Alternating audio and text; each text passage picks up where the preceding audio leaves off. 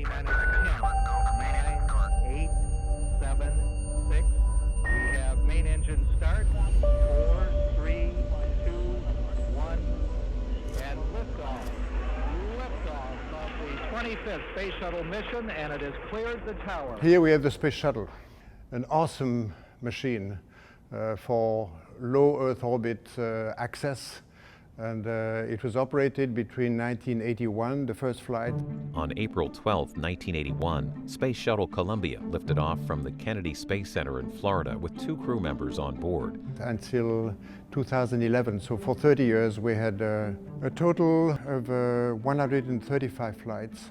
T minus 8, 7, 6, 5, 4. We've gone for main engine start.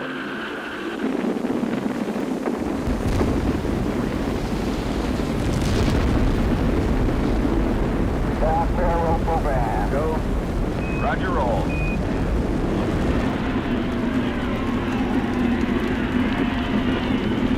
Go. Booster, go. GNC, go. Eagle, go. Go at 40, Capcom. Columbia, Houston, you're go at 40. It was an awesome machine. It allowed a lot of astronauts, about 800 astronauts, to go into space. It was flying between 5 and 6 times per year on the good years, obviously. Following the accidents, Challenger in 1986 and Columbia in 2003, we had a gap of a few years with the investigation and fixing things until the shuttle returned to flight. Engines throttling up, 3 engines now at 104%. Challenger, go at throttle up. Challenger, go at throttle up.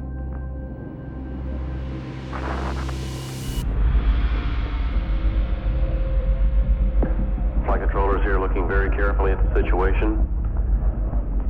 We have no downlink. We have a report from the flight dynamics officer that the vehicle has exploded. Flight director confirms that. We are looking at checking with the recovery forces to see what can be done at this point.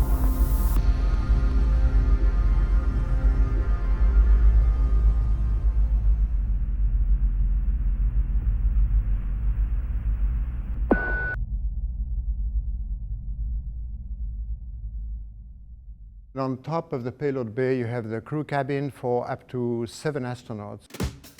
Not really sitting, but with the feet up. We were sitting when we were landing, but when we were lifting off, we had the feet up and we were resting on the back of our seats. 6, 5. A lot of rumble, and then bang, time T0 at liftoff. We had the solid rocket boosters ignite. Liftoff of Space Shuttle Atlantis.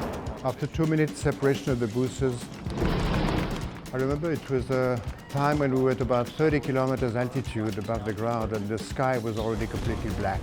We had the feeling we were in space. We were not yet in space, but it looked like that.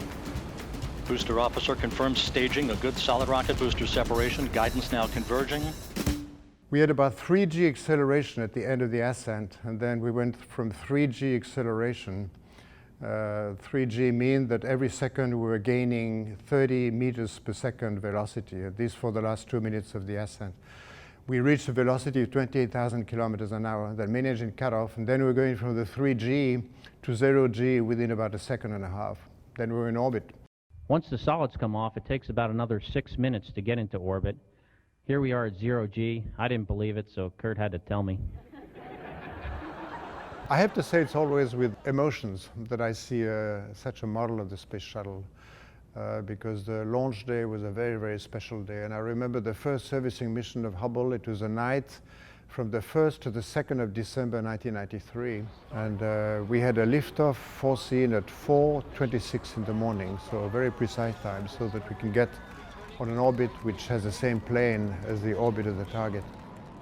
The driver tells you, guys, go fix Hubble now. It was quite a high responsibility. I remember the feeling of, at the same time, a wonderful adventure that was going to start, but very high responsibility. Every time I look at the shuttle like this, I have emotions coming back to me, wonderful emotions. Main gear touchdown.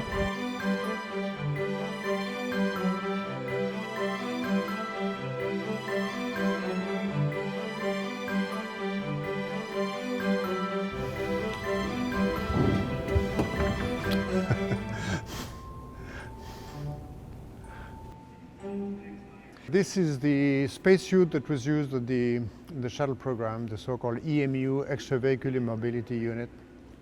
During my spacewalk, about 8 hours, on the 23rd of December 1999, I had a problem with the partial pressure of carbon dioxide. That was dangerous. And there was a warning if the partial pressure of CO2 was going above a certain limit. At some point I had during my spacewalk such a warning.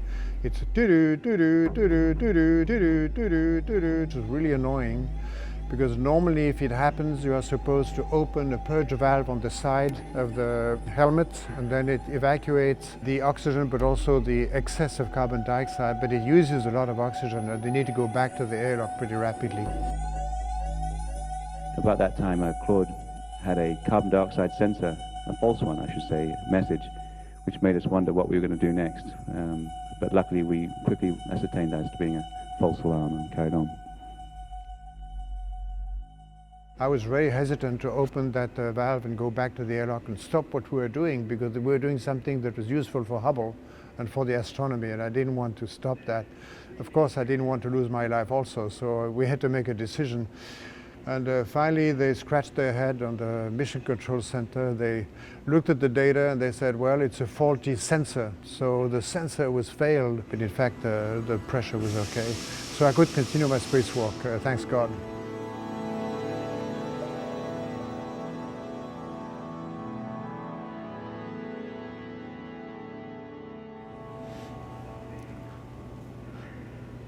So this is not a spacesuit, but a suit worn by the astronauts of the Apollo program coming back from the moon. They were wearing this for a few hours. This is a copy of the text of a plaque that was left by Apollo astronaut on the surface of the moon, at least on Apollo 11.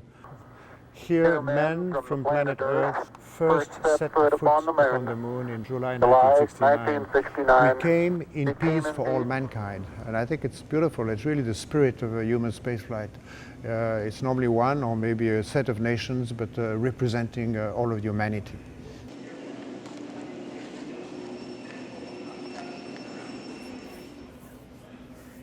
This is a manned maneuvering unit. It's a little personal spaceship that was on some missions, some shuttle mission, located in the cargo bay of the shuttle. And Bruce McCandless is the American astronaut who used it for the first time in 1983. Have a lot of envious people watching you. Looks like you're having a lot of fun up there. Yeah, it's working very nicely. Okay, here we go. McCandless and his manned maneuvering unit constitute a separate spacecraft of their own now. Figure out what the windows washed or anything while I'm up there. He went out with his spacesuit on the spacewalk, then donned this manned maneuvering unit, strapped himself in and detached the manned maneuvering unit, and moved away a few hundred meters away from the shuttle. Oh, this is really beautiful out here. Got a couple more feet to make it an official 300. 305, 306. Might as well come back. 305, that was an awful quick 10 feet, but yeah, I'd buy 306. Okay, I'll come on back in.